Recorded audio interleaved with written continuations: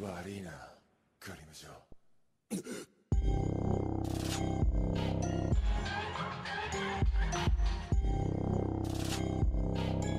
Yo tout le monde, j'espère que vous allez bien. Aujourd'hui on se retrouve pour une vidéo assez spéciale. J'ai l'impression de dire ça à chaque début de vidéo, mais enfin...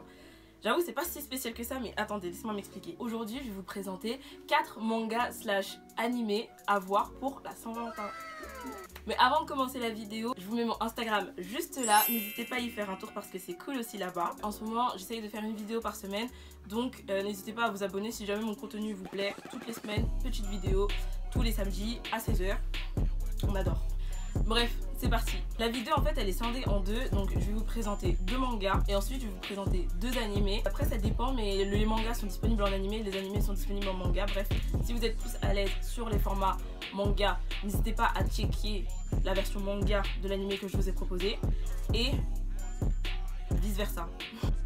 Premier manga que je vous conseille, c'est Girls. J'ai les 3 premiers tomes de la saison 2, sachant que la saison 1 elle s'appelle Shiritsu.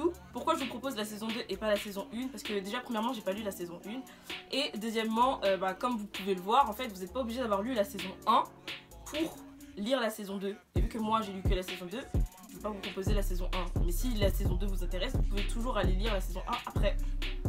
Je vous en avais déjà parlé dans un de mes achats manga où je vous avais présenté le tome 3. Concrètement Dana, ça parle de quoi? Bah c'est très simple. On va suivre l'histoire de Ichika, donc c'est l'héroïne, celle qui est au devant de la couverture, qui en fait a vécu toute sa vie un peu comme un garçon manqué dans le sens où elle habite avec ses frères et son père. Et son père tient une école de judo, ce qui fait qu'elle a fait du judo depuis qu'elle est petite, etc. Elle est dans un environnement très masculin de base. Et en fait, cette jeune fille justement veut acquérir entre guillemets des manières de bonne petite fille, etc. Et pour ce faire, elle rentre dans une école spécialisée pour jeunes filles, une école qui s'appelle Bijinzaka. Désolée, ma soeur elle m'a appelé pour parler de cette cas carrément, je sais plus où j'en étais, attendez.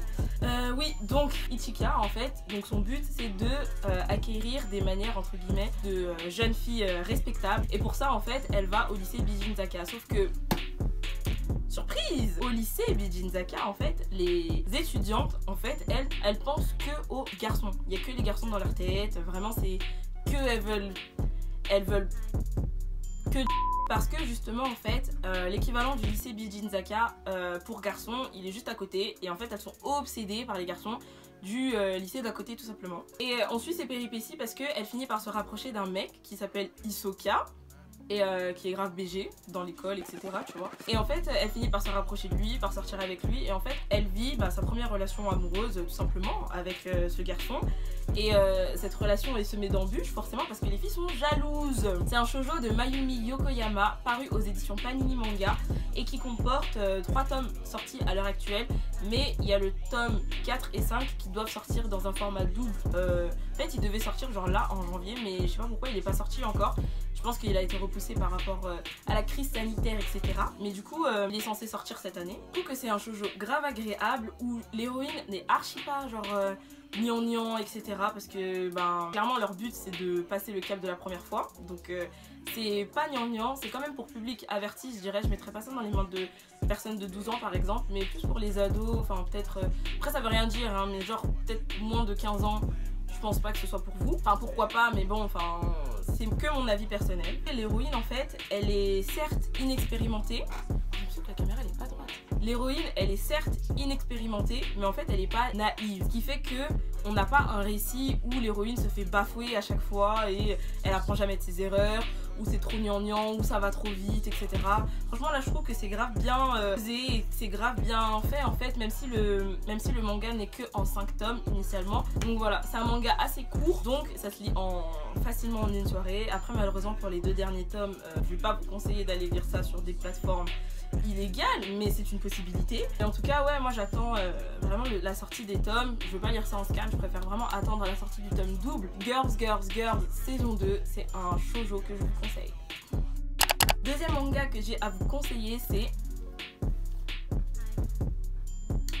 Love Hina. Love Hina, c'est un shonen de Ken Akamatsu paru aux éditions Pika en 14 tomes. Dans Love Hina, on va suivre les aventures de Keitaro, qui est un jeune homme de 19 ou 20 ans. Et en fait, ce jeune homme, il veut rentrer à Todai. Todai, c'est la fac de Tokyo. Donc c'est la fac la plus prestigieuse du Japon, à Skip, selon le manga. Enfin, selon la vraie vie, je crois, même d'ailleurs. Il veut rentrer à Todai. Sauf que le mec est un peu bête, ce qui fait qu'il a passé le concours 2 fois et il l'a raté. Et donc là, en fait, il se prépare à passer son concours pour la 3e fois. Et pour être dans un mood de révision, etc., qu'est-ce qu'il va faire? C'est qu'il va vouloir aller se ressourcer chez sa grand-mère qui tient une auberge. Il y va en se disant, je vais pouvoir réviser tranquillement là-bas, en fait. Sauf que, surprise! Quand il arrive dans l'auberge de sa grand-mère, en fait, il se rend compte déjà que sa grand-mère n'est pas là.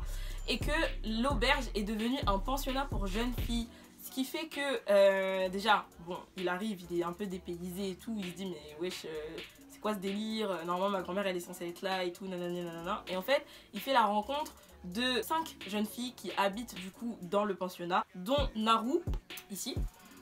Naru qui est une étudiante au lycée en fait et qui souhaite elle aussi aller à Todai. Et en fait ils vont décider de s'entraider tous les deux pour pouvoir passer le concours ensemble.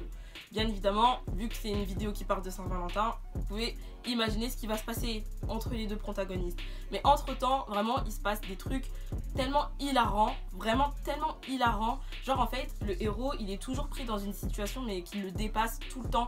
Et étant donné que les filles, elles ont grave le sang chaud, genre elles le prennent grave pour un pervers à chaque fois, il se passe quelque chose mais genre c'est jamais sa faute, vous voyez ce que je veux dire? De toute façon, si vous connaissez un petit peu l'auteur Ken Akamatsu, il aime bien faire ce genre de situation un peu genre quand tu vois la scène, tu te dis j'avoue mec t'es bizarre, mais d'un autre côté vu que t'as vu ce qui s'est passé juste avant, tu te dis j'avoue c'est pas de ta faute, tu vois. Je parle de Keitaro. Voilà pour le plot de Love Hina. Du coup comme je vous ai dit, c'est un manga en 14 tomes, donc il est plus long que celui que je viens de vous présenter, mais franchement il est tout aussi drôle, il vaut tout autant le coup, tout aussi le coup. Là moi j'ai la version comme ça, avec donc c'est la version blanche, elle est en arrêt de commercialisation, mais il y a une nouvelle édition qui est sortie, et avant la nouvelle édition, il y a eu une édition double qui est sortie.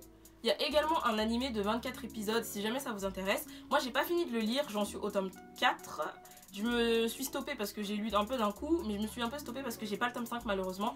J'ai tous les autres tomes mais il manque le tome 5 pour pouvoir continuer. Du coup là je me suis stoppée, j'ai pas commencé le tome 4 encore, j'attends d'avoir le tome 5. Et j'ai vu l'animé il y a pas mal de temps quand même, quand j'étais plus jeune. Et c'est vrai que c'est un animé qui m'a beaucoup marqué parce que forcément je le trouvais drôle.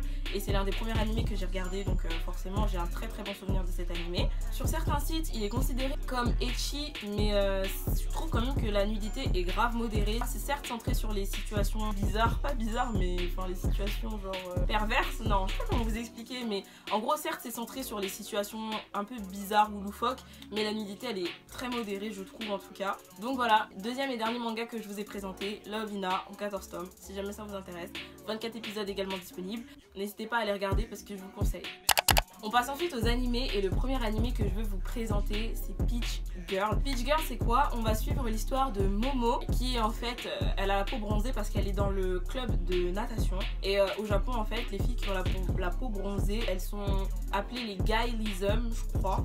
J'ai pas envie de dire de bêtises, je mettrai le terme là, et en fait elles ont un peu une mauvaise réputation genre au Japon, ce qui fait que Momo à cause de sa peau bronzée elle subit la mauvaise réputation du coup des gars. Bref, malgré tout, cette jeune fille qui est au lycée, elle est amoureuse de son ami d'enfance entre guillemets, un mec avec qui elle était au collège déjà, et ce mec c'est Toji, et elle a jamais osé lui déclarer sa flamme. Maintenant, pourquoi l'histoire se complique? L'histoire se complique tout simplement parce qu'elle finit par être amie avec une certaine Sae, et cette Sae en fait est quelqu'un de très jalouse, très égocentrique. Ouais, je crois que c'est le terme qui lui correspond le mieux. Elle est grave égocentrique. Faut que le monde tourne autour d'elle. Sauf qu'en fait, Momo, étant donné qu'elle a une bête de personnalité un peu, ce qui fait que elle aime des trucs qui vont être grave à la mode, elle a son propre style, etc. Ça est, étant donné que c'est quelqu'un de très jalouse, elle se met vite à copier Momo et limite à la rabaisser en fait en essayant un peu de maintenir sa personnalité, parce qu'elle sait très bien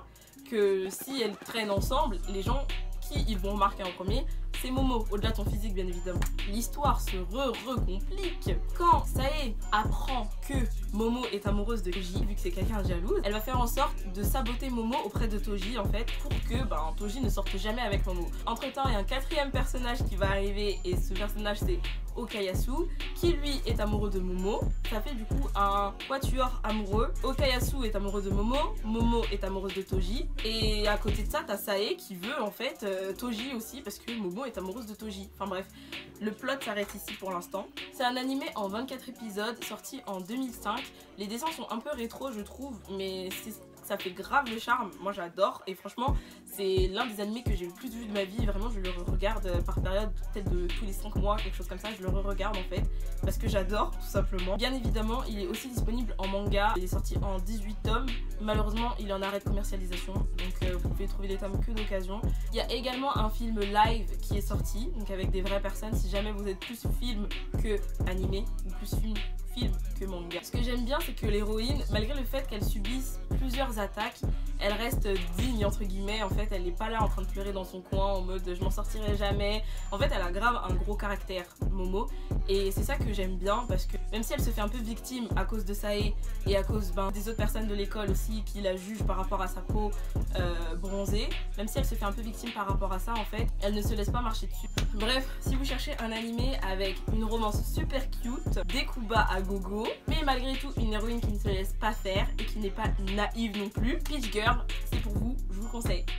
Dernier animé de cette vidéo, et donc le quatrième manga que je vais vous proposer, c'est tout simplement Paradise Kiss. Paradise Kiss, gros classique parmi les josei, vraiment classique plus. Il est fait par Ai Yazawa, donc c'est la mangaka de Nana notamment. Je vous ai déjà parlé d'elle dans ma vidéo tag, d'ailleurs c'est l'une de mes auteurs préférées. Si vous voulez voir ma vidéo, je vous mets le i juste ici. On va tout simplement suivre les aventures de Yukari, ou Caroline, c'est son surnom Caroline, qui est une étudiante lycéenne très banale, jusqu'à ce qu'elle rencontre en fait un certain groupe d'étudiants qui étudient la mode, donc ils veulent être stylistes, etc. Et en fait ils vont lui proposer d'être le modèle de leur projet de fin d'année, donc elle va être un petit peu engrainée dans le monde de la mode, le mannequinat, etc.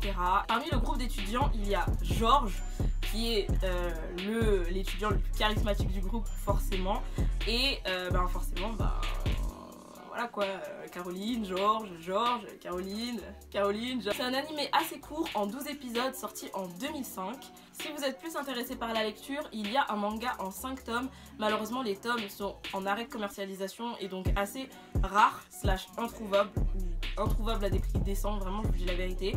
Malgré tout je sais qu'il y a une version anglophone des 5 tomes qui est sortie en un seul tome, donc si jamais vous êtes à fond en anglais et que lire en anglais ça nous dérange pas, pourquoi pas essayer de choper cette version là. Les tomes en français sont introuvables, je sais pas s'il y aura une réédition ou si jamais ils vont éditer la version one shot, enfin la version reliée des 5 tomes en France, je ne sais pas. Et il y a également un film live qui est sorti, donc pareil, si vous êtes plus film qu'autre chose, vous pouvez très bien vous orienter vers cette version live. Moi je vous dis la vérité, les films japonais je suis pas fan parce que j'aime pas trop comment les japonais ils jouent, je trouve que c'est des mauvais acteurs un petit peu, ce qui est très paradoxal quand on voit le talent des seiyuu, mais je trouve que l'acting au Japon c'est pas oufissime. Mais si jamais vous ça vous dérange pas et si vous aimez les dramas japonais, etc., pourquoi pas vous orienter vers le film Paradise Kiss. C'est un animé plutôt court, comme je vous ai dit, 12 épisodes. Les personnages sont super simples mais super attachants. Vraiment je vous dis la vérité. Encore un animé / manga où l'héroïne n'est pas relou, même si elle a ses propres convictions et qu'elle est un peu bornée, je vous l'accorde. Au moins ça va, elle est pas relou l'héroïne, parce qu'ils aiment bien mettre des héroïnes reloues dans les shoujo, josei, etc. Là franchement très mature, malgré le fait que l'héroïne elle est quand même que 16 ans, 16 ou 17 ans. Malgré le fait que ce soit encore une ado, je la trouve quand même plutôt mature pour son âge. C'est vraiment un animé qui m'a marqué personnellement, que j'ai adoré regarder et qui malheureusement pour moi s'est fini trop vite. Mais bon, si vous n'avez pas le temps ou si vous êtes plus dans le speed, franchement 12 épisodes ça passe crème. C'est tout pour cette vidéo, j'espère qu'elle vous aura plu. J'ai fait en sorte de sélectionner pas que des shoujo, donc je vous ai présenté un shonen, un josei, et j'avoue de shoujo, mais j'ai essayé aussi de pas présenter des trucs gnangnan, parce que même si des fois le gnangnan ça me dérange pas dans des shoujo, je sais que ça plaît pas à tout le monde, et moi la première quand c'est des shoujo de 26 tomes ou de 26 épisodes où franchement l'héroïne elle casse les couilles, franchement genre ça ça me saoule, clairement ça me saoule. J'espère que la vidéo vous a plu. Si c'est le cas, n'hésitez pas à liker, commenter et à partager, ça me ferait très plaisir. Je vous dis à samedi pour une prochaine vidéo. Je vous remercie d'avoir regardé celle-ci jusqu'à la fin et on s'attrape. Bye!